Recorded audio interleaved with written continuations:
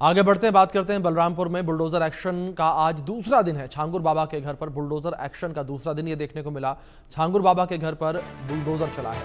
ये बड़ी जानकारी आप तक पहुंचा दें जो इस बीच सामने आ रही है। छांगुर बाबा के घर पर बुलडोजर चला है तो एक बार फिर से जलालुद्दीन उर्फ छांगुर के घर पर बुलडोजर कार्रवाई देखने को मिली। ये तस्वीरें स्क्रीन पर आपके इन तस्वीरों में देख सकते हैं किस तरीके से यहाँ पर छांगुर बाबा के घर पर बुलडोजर एक्शन ये देखने को मिला है और बुलडोजर कार्रवाई जो है वो की गई है।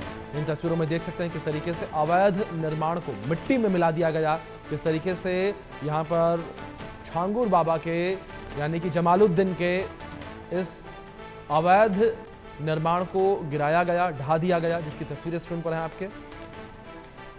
इन तस्वीरों में देख सकते हैं किस तरीके से यहाँ पर मिट्टी में मिलाया गया है इस पूरे के पूरे अवैध निर्माण को।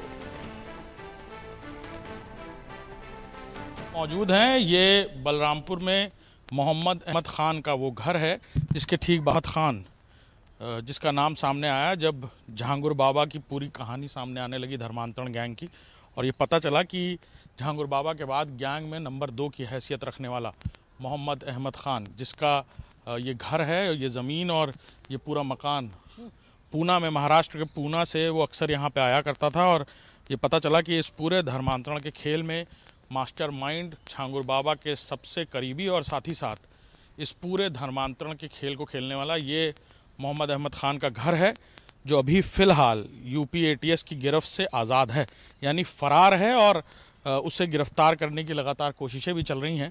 और ऐसे में जब छांगुर बाबा की संपत्ति अवैध काली कमाई को एक के बाद एक बुलडोज़र एक्शन से निस्तनाबूद किया जा रहा है, ऐसे में अब सबसे बड़ा सवाल और सबसे बड़ा चैलेंज यूपी एटीएस के लिए मोहम्मद अहमद खान भी बन गया है। मोहम्मद अहमद खान की गिरफ्तारी और साथ ही साथ मोहम्मद अहमद खान की गिरफ्तारी के साथ वो सबूत भी साथ मिलेंगे जो मोहम्मद अहमद खान और छांगुर बाबा ने मिलकर इस धर्मांतरण के सिंडिकेट को देश भर के किस किस इलाके में फैलाया था, विदेशी फंडिंग किस तरह से आती थी और ये लाखों करोड़ों रुपए का गोरख धंधा आखिर ये लोग किस तरह चलाते थे। कैमरामैन दीपक के साथ अभिषेक सिंह, इंडिया न्यूज़, बलरामपुर। छांगुर बाबा की काली दुनिया पर ध्वस्तीकरण लगातार जारी है और ऐसे में घर के अंदर से कुछ आपत्तिजनक चीज़ें भी मिली थी। हमारे साथ बातचीत करने के लिए विशाल पांडे जी हैं। सर, क्या चीज़ें अंदर से बरामद हुई हैं, जिसे कहा जा रहा है कुछ नशीली दवाइयाँ, कुछ ऐसे इंजेक्शन और बाकी चीज़ें मिली? देखिए, ऐसा कोई नशीली दवाई या कोई इंजेक्शन नहीं मिला है। जब हम लोग डिमोलिशन करते हैं तो इस बात का ध्यान रखते हैं कि कोई भी सामान ऐसा ना हो जो क्षतिग्रस्त हो, उसको एक तरफ उनके घर में सुरक्षित रखवा देते हैं। उसी में कुछ चीज़ें मिली हैं, लेकिन वो कुछ एलर्जी की, कुछ घुटने की इत्यादि की दवाएं हैं और अन्य क्या दवाएं हैं वो चूँकि ये मेडिकल का विषय है, मेडिकल के लोग ही बता सकते हैं। उनको आपने सील पैक करके कहीं भेजा है कि ये दवाइयाँ किस लिए खाई जाती थी या कौन क्या करता था इसको? यहाँ डिमोलिशन की कार्रवाई हो रही है, विवेचना की कार्रवाई नहीं। विवेचना की कार्रवाई ऑलरेडी एटीएस के द्वारा की जा रही है। हमारे द्वारा डिमोलिशन कार्रवाई में अगर कोई भी व्यक्ति वस्तु ऐसा है तो उसको सुरक्षित करना ये हमारा परम दायित्व है। उसके तहत हम कोई भी चीज़ अगर कहीं पड़ी हुई है तो उसको मजदूरों से एक तरफ रखवा रहे हैं। कोई संदिग्ध ऐसी चीज़ मिल रही है तो एटीएस को भी इस बारे में जानकारी दे रहे हैं, जैसे इस तरह की कोई दवाई है? ऐसा कुछ भी है संदिग्ध हम लोग को अभी नहीं मिला। बिल्कुल, हमारे साथ विशाल पांडे जी थे, एसपी, जो बता रहे हैं कि किस तरह से यहाँ पर अंदर डिमोलिशन के दौरान कुछ चीज़ें मिली हैं, कुछ चीज़ों को रखा भी गया है और ये पता चल रहा है कि अभी फिलहाल कुछ ऐसी संदिग्ध स्थितियाँ नहीं मिल रही हैं। कैमरामैन दीपक के साथ अभिषेक सिंह, इंडिया न्यूज़, बलरामपुर। जलालुद्दीन उर्फ छांगुर बाबा बलरामपुर के उतरौला में इस काले कारोबार को न सिर्फ आगे बढ़ा रहा था बल्कि 40 देशों की यात्रा कर चुका था। इतना ही नहीं, कई देशों से अरबों रुपए इस छांगुर बाबा के पास आ रहा था और इसकी गैंग के कई सारे लोग देश भर के अलग अलग राज्यों में करोड़ों रुपए की जमीनें खरीद रहे थे। एक लैंड बैंक तैयार किया जा रहा था, इस तरह से कहा जा सकता है इसको। मोहम्मद अहमद खान अभी भी फरार है, छांगुर बाबा की गिरफ्तारी हो चुकी है और अब जहां मुख्यमंत्री योगी आदित्यनाथ ने खुद बाकायदा अपने सोशल मीडिया हैंडल पर लिखा कि ऐसे लोगों को बख्शा नहीं जाएगा, इसके बाद से ही प्रशासन ने भी तेजी पकड़ी है। हमारे साथ आलोक गुप्ता हैं, बलरामपुर के रिहायशी पुराने बाशिंदे हैं और साथ ही साथ पत्रकारिता से भी जुड़े रहे हैं। बहुत 2 से 3 दशकों तक इन्होंने यहाँ पत्रकारिता देखी है, की है, कई घटनाओं के साक्षी भी रहे हैं। छांगुर बाबा के बारे में इनसे पूछेंगे क्योंकि यहाँ पर लोग अक्सर एक दूसरे को बहुत करीब से जानते हैं, छोटा शहर है। क्या कहेंगे आलोक जी, छांगुर बाबा का नाम पहली बार कब आप लोगों ने सुनना शुरू किया? देखिए, छांगुर बाबा जहाँ तक मेरे संज्ञान में है, वर्ष 2015 और 16 के बीच की बात है। छांगुर बाबा ऐसे ही उतरौला और आसपास के जगहों पे एक नग का कारोबार करते थे। सबको मतलब नग वगैरह की दुकान लगाते थे साइकिल से। तो मेरी मुलाकात उनसे भी, स्थानीय हैं हम भी, तो उनसे भी मेरी मुलाकात ऐसे ही हो गई थी। मज़ार पे वो जाते थे, रास्ते में मुलाकात हो गई थी। मुझे एक इटालियन मूंगे की ज़रूरत थी मेस रास के हिसाब से, तो मुझसे उन्होंने कहा कि मेरा देख लीजिए मूंगा। तो मैंने देखा था, तो मुझे उनकी क्वालिटी पसंद नहीं आई। फिर आगे भी मैं उनके बारे में जानता रहा, धीरे धीरे कई चीज़ें इनके बारे में। पहन भी रखा है आपने? नहीं, लेकिन मैंने उनसे नहीं लिया, मैंने बाहर से लिया। उनकी क्वालिटी अच्छी नहीं लगी। तो उसके बाद फिर इनके बारे में ये हुआ कि ये हफ्ते में वहाँ मज़ार पे मतलब कुछ जियारीन आते हैं वगैरह, तो ये हर जुमेरात को वहाँ पे जाते थे, अपनी दुकान बराबर लगाते थे। तो ये काफ़ी दिनों तक ये इनका चलता रहा इसी प्रकार। फिर इसके बाद पता ये चला कि कुछ इनके जानने वाले, और जहाँ पे ये मज़ार संचालित है अभी, जो वहाँ पे इनके कुछ जिसके ये मुरीद थे, उन्हीं के कुछ और लोग जानने वाले मुरीद थे। तो ये उनको लेके मुंबई चले गए। मुंबई जाने के बाद फिर ये कुछ दिन तक मुंबई में रहे। फिर वहाँ से ये सऊदी चले गए। सऊदी जाने के बाद थोड़ा सा इनका थोड़ा बॉडी लैंग्वेज और चीज़ें थोड़ा बदली। थोड़ा सा दिखने लगा कि कुछ इनके पास आर्थिक मजबूती आ गई है। क्या गाड़ी वाड़ी से चलने? हाँ, गाड़ी वाड़ी से चलने लगे। फिर उसके बाद इस पर हम लोगों ने भी खबरें की कि आखिर इनके पास ये अचानक आया कैसे। क्या सीधे साइकिल से फॉर्च्यूनर पे? हाँ, सीधे साइकिल से 3-4 सालों में फॉर्च्यूनर से। तो भाई हम लोगों ने भी इस पर खबरें लिखी, उससे पूछताछ शुरू हुई। पता ये लगा कि कोई एक नवीन अरोरा नाम का व्यक्ति इनका मुरीद हो गया। और मुरीद इस कदर हुआ कि उनकी पत्नी को उसने धर्मांतरण करा दिया, और उसका भी करा दिया, नीरू अरोरा का। और धर्मांतरण कराने के बाद वो चाहे किसी तरीके से अपने बस में करके या कैसे भी करके उनकी संपत्ति वहाँ की मुंबई की बेच करके और उनको यहाँ विस्थापित करने लगा। ये जितनी भी प्रॉपर्टी है वो ये आपके नवीन अरोरा के ही नाम खरीदी गई, पत्नी के नाम पे? हाँ, नीरू अरोरा, और कुछ उसी के नाम भी, उसके पति के नाम भी खरीदी गई। तो उस संबंध में भी हम लोगों ने उससे बात करी। तो उसने अपने पेपर हम लोग को दिखाया कि देखिए हमने जो है धर्मांतरण किया है। और उसके बाद फिर एक लोगों ने वर्ष 2021 की बात है, एक लोगों ने इस संबंध में संबंधित उच्च अधिकारी को एप्लीकेशन भी दिया था कि ये धर्मांतरण जो है वो दबाव में कराया गया। इसकी जांच हुई, हम लोगों ने खबरें लिखी। तो पता ये चला कि उस पर कुछ कार्रवाई नहीं हुई, वो ऐसे मतलब पेंडिंग पड़ा रह गया। फिर इधर कुछ 2-3 वर्षों से कुछ ये पता लगा कि ये काफ़ी विदेश की यात्रा कर रहे हैं। हम लोग को 40 देशों के लगभग भी जो भी हो, तो उसकी यात्रा कर रहे हैं और कुछ काफ़ी प्रॉपर्टी भी बना रहे हैं। फिर इन लोगों ने अभी 2 साल पहले हम लोग को एक प्रेस विज्ञप्ति के माध्यम से बुलाया था कि मैं यहाँ डिग्री कॉलेज खोलने जा रहा हूँ, आप लोग आमंत्रित हैं जी।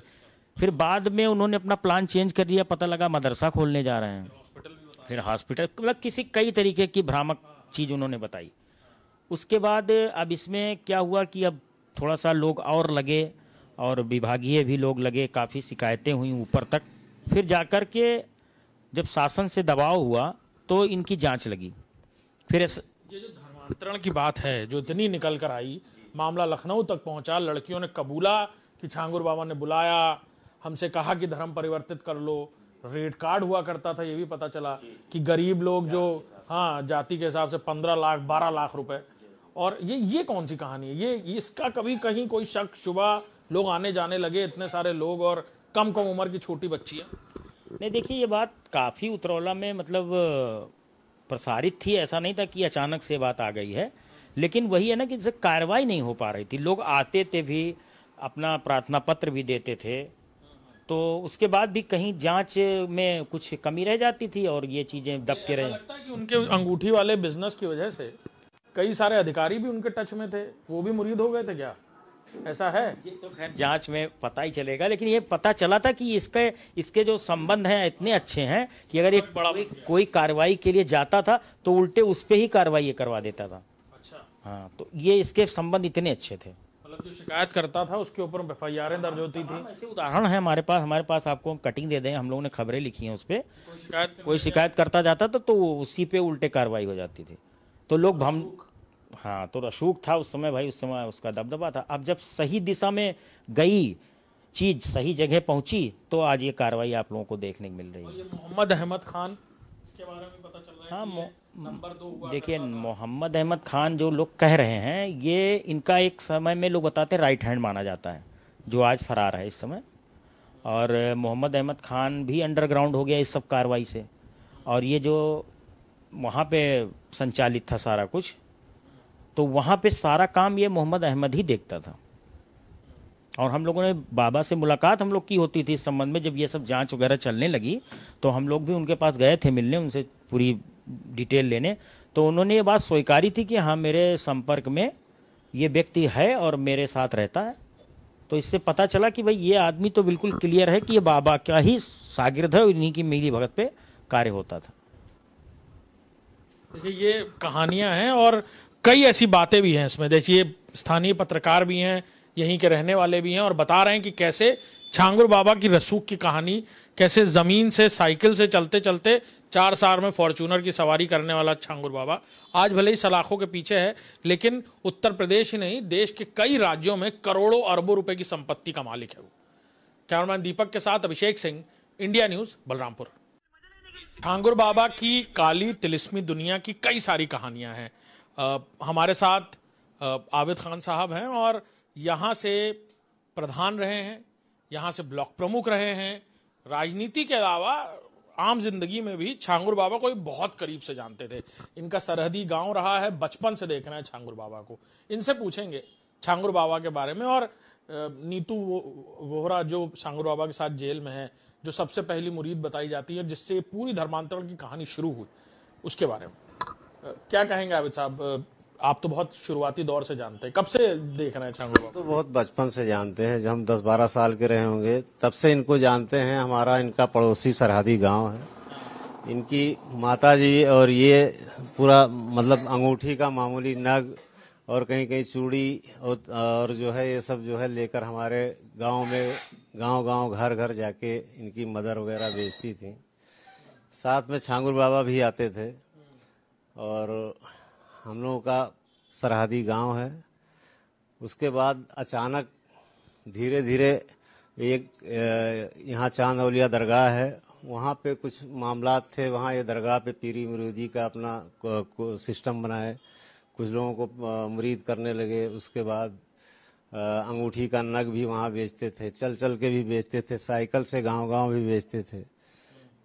फिर ये कुछ टाइम बाद आए तो देखा इनकी पूरी लाइफ ही बदल गई, लग्जरी जिंदगी, फार्चूनर गाड़ी और सब रहन सहन तौर तरीका, तमाम जमीन जर जायदाद और फिर बड़ा आव भाव से जो है कई गनर और ये सब लेके चलना। तो सिक्योरिटी लेके चलने लगे। तो हर आदमी तो अचंभित हुआ है कि भाई इतना मामूली आदमी एक बैग कहाँ से बढ़ गया, कहाँ से इसके पास इतना वो हो गया। तो ये पता लगा कि शायद इनका विदेशों से कुछ टच है, विदेशों से पैसा आ रहा है, कुछ धर्मांतरण का मामला चल रहा है और फूक झाड़ और इन सब के नाम पे भोले भाले लोगों को बहला फुसला के कुछ लोग प्रॉपर्टी हथियाना, प्रॉपर्टी ले लेना। कुछ लोग और इनके साथ में सातिर दिमाग थे जो अपने इलाके के भी हैं, यहाँ से नागपुर, मुंबई, पूना और कई जगह पे इनका नेटवर्क फैला हुआ था। और भी हमारे साथी लोग बताए, क्योंकि मैं प्रधान संघ का अध्यक्ष रहा, ये भी हमारे पीरियड में प्रधान भी रहे। और लेकिन अब लग्जेरियस जीवन जो वो तो खुद कुछ अब मेजॉरिटी में बैठते थे, बयान भी करते थे कि ये कभी मुंबई आइए, वहाँ हमारा देखिए सारी फिल्मी दुनिया हमारे कदमों में होती है, पैर छूती है। और फिल्मी दुनिया के लोग भी हमारे मुरीद हैं, मुरीदों में से हैं, कभी आप लोग आइए घुमाते हैं। हमको भी हाँ, हम लोगों को भी कई बार दावत दिया कि आइए फिल्मी दुनिया के सारे लोगों को दिखाएं, वहाँ हीरो हीरोइन हमारी पैर छूती हैं और हमारी मुरीदों में से हैं। तो एक बैग तो खैर विश्वास तो किसी को नहीं हो रहा था कि भाई कहाँ से क्या मामला है।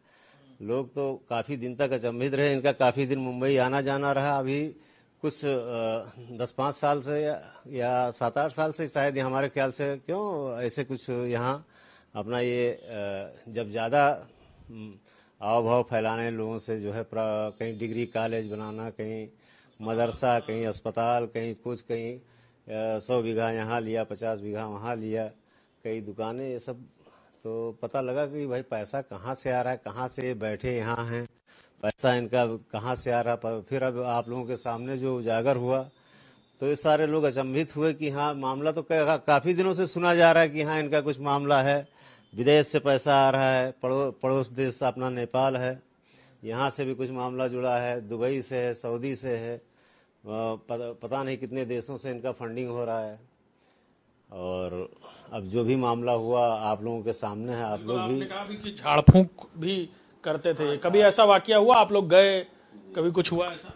हाँ, देखा हमने। कोई नीतू बोहरा करके कोई लेडी थी, तो एक बार हम लोग ऐसे गए जो है मिलने के लिए, मुलाकात के लिए। तो वो बाबा जी सो रहे थे, तो उनका जगाने का जो तरीका था हमने देखा तो तरीका हमें बड़ा खराब लगा। बाबा जी सोए हुए थे, उन्होंने अपना पैर उनका यहाँ से तलवे से लेके छाटना शुरू किया यहाँ तक, ऐसे दबाते दबाते बाबा जी को। फिर जब ये उठे तो ये हम लोगों से फिर जो है मुलाकात करवाया।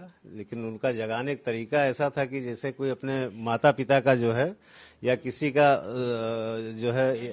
आपने कहा कि वो पीकदान पान खाने के शौकीन थे वो, तो कभी कभी पीक आता था तो हाथों में भी। हाँ, हाथों में भी वो ले लेती थी ऐसे, मतलब जैसे पीक आया तो वो अपने हाथों में ले लेती थी, कभी उगलदान में ले लेती थी। तो ये सब तो इसको देख के लगता नहीं तो अंधभक्ति जैसा है? अंधभक्ति बिल्कुल, अंधभक्ति तो इसको कहा ही जाएगा। अंधभक्ति तो सारे लोग इसको कहेंगे। ये तो अंधभक्ति है ही है कि एक आम इंसान, हम आप एक इंसान हैं और किसी को भगवान मान लें बगैर देखे, बगैर कोई ना उनके अंदर कोई ऐसा चमत्कारी चीज कभी किसी ने देखा कि यहाँ कोई चमत्कारी बाबा हो, कुछ उनके अंदर कोई ऐसी शक्ति हो कि हाँ जिससे लोग प्रभावित हों। कोई हमने इस तरह की कोई फूक दें, कुछ दुआ ताबीज करने? अब देखने के लिए तो गए हम लोग, ट्रायल बेस पे गए। कोई दुख बीमारी हुई, हमारे गांव भी पड़ोस का मामला है, कई औरतें कि सुना है बाबा जी बड़ा अच्छा फूक झाड़ करते हैं, उनके यहाँ जाने पर लोग ठीक हो जाते हैं। कई लोग हमसे सिफारिश करवाते हैं कि भैया आप फोन कर दो, जाएं बाबा जी से मिल लें। कई औरतें गई वहाँ, बहुत लोगों को तो यकीदा आ गया कि अरे बाबा जी ने फूंक दिया, हमारी बिटिया ठीक हो गई, हम ठीक हो गए। और बहुत लोगों ने तारीफ भी किया, बहुत लोगों ने बुराई भी किया। और बाकी अब कैसे क्या मामला था, अब सारा मामला अब आज पोल खुला तो हम लोग भी अचंभित हैं कि हाँ हमारा ये उतरौला क्षेत्र इतना सेंसिटिव रहा कि हिंदू मुस्लिम एकता का प्रतीक था, लेकिन अब ये एक बहुत बड़ा कलंक लगा पूरे।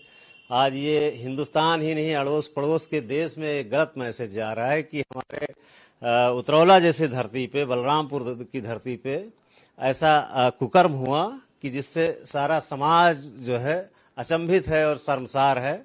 इसकी घोर निंदा की जाए, जितनी निंदा की जाए कम है। इन्होंने बहुत ही, जब आपने देखा उनको तो कभी ऐसा लगा नहीं कि इतना शातिर आदमी है, इस तरह की चीजें कर लेगा या इतना बड़ा बन जाएगा? लगता था कभी? नहीं, अब ये तो कलाकारी थी। एक अंगूठी का नग मान लीजिए 1 रुपये 2 रुपये 10 रुपये का है, उसमें कुछ कला थी बात करने की कि हाँ ये आप के रास पे सूट करेगा, नाम क्या है नाम लिखना, फिर ये आपके रास पे सूट करेगा, आप इसको पहन लीजिए। 1 रुपये 10 रुपये का नग आप हजारों में, 5000 में, 100 में, 200 में बेच रहे हैं। तो अब ये सब सातिराना अंदाज तो है ही है, इसको क्या कहा जाएगा। ये तो जी आबिद खान साहब थे, ये बता रहे हैं कि कैसे फिल्मी दुनिया में कनेक्शन की बात ये बाबा कहता था, कैसे चंद हजारों के इन नगों को लाखों रुपए तक बेचने की बात भी सामने आई। ये कई सारे लोगों से इतना रसूख का अंदाज था बात करने का कि वो लोग मिलने भी नहीं आते थे। और किस तरह की अंधभक्ति की कहानी इन्होंने बताई कि हाथ में पीक लेने को तक तैयार थी नीरू वोरा, जो फिलहाल जेल में है छांगुर बाबा के साथ। और साथ ही साथ इन्होंने कहा कि पूरे इलाके के लिए थोड़ा शर्मसार कर देने वाली बात भी है ये। कैमरामैन दीपक के साथ अभिषेक सिंह, इंडिया न्यूज, बलरामपुर।